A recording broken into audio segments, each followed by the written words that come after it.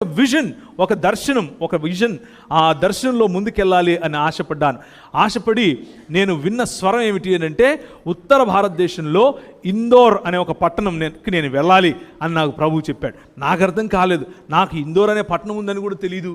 ఎప్పుడైనా క్రికెట్ ఆడుతూ ఉంటే అది న్యూస్లో విన్నానే కానీ అసలు ఆ పట్టణం ఏంటి, ఆడ ఏం భాష మాట్లాడతారు, ఏం చేయాలి నాకు ఎవరూ తెలియదు.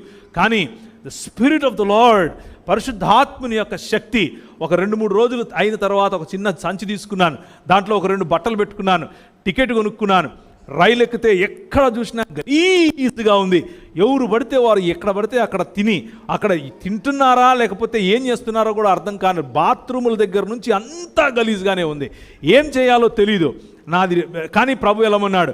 వెళ్ళాను. నాకు తెలియదు అక్కడ చలి ఉంటుందని. నేనేం మామూలుగా వేసుకునేటువంటి బట్టలు వేసుకుని వెళ్ళాను. ఆ చల్లగా ఉంది. ఇదే నవంబర్ నెల అనుకుంటాను. అక్కడ దిగితే మొత్తం చల్లగా ఉంది.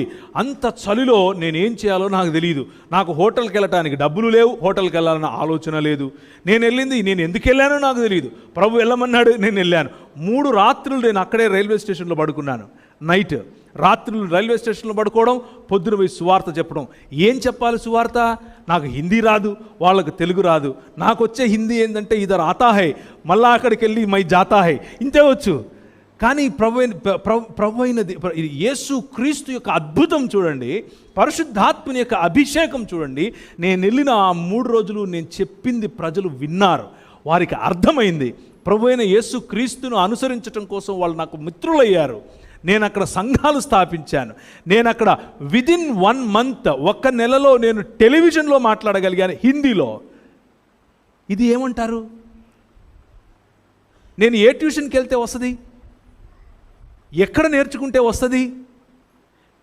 నా భార్య అంటది, నువ్వు మాట్లాడే హిందీ నేను మాట్లాడే హిందీ, నా భార్య హిందీ ప్రాంతానికి చెందిందే, నేను మాట్లాడే హిందీ కంటే కూడా బాగా మాట్లాడుతావు నువ్వు అని చెప్తుంది. The reason is the spirit of the lord. పరిశుద్ధాత్ముడు అభిషేకిస్తే ఆ భాషల వరం నీకు ఇస్తాడు.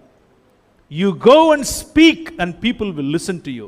You go and speak and the truth will penetrate their heart. వాళ్ళ హృదయాల్ని ఆ భాష పట్టుకుంటుంది. ది ఓన్లీ థింగ్ నెసెసరీ, మీకు అవసరమైనది ఏమిటంటే availability and humbleness in front of the lord. దేవుని ఎదుట తగ్గింపుగా ఉండి దీన మనస్సు కలిగి, ప్రభువా నేను నీకు అందుబాటులో ఉండాలనుకుంటున్నాను. ప్రభు తిరిగి లేచిన తర్వాత తన శిష్యులతో చెప్తున్నాడు, యూదయ సమరయ భూదిగంతముల వరకు నువ్వు వెళ్ళాలి, నా రాజ్య ప్రతినిధిగా ఉండాలి. నా రాజ్య ప్రతినిధిగా నువ్వు ఉన్నప్పుడు నీకు కావలసినవి నేను